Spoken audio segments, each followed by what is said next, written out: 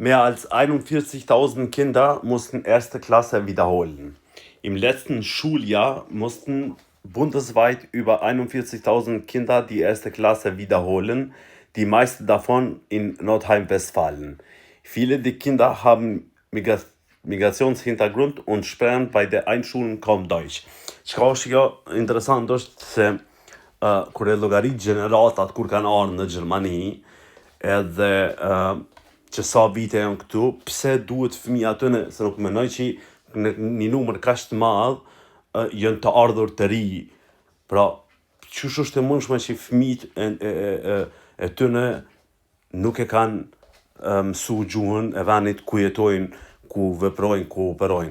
Okej, është gjithçka në rregull dhe jam pro dhe jam dakord që mos me harru gjuhën e vendit nga vjen, por as do duhemi që parimore edhe e rëndësishme që me di gjuhën e vendit ku jeton, se kështu pastaj mjet mrapa në dy anë, asë ne jasmena.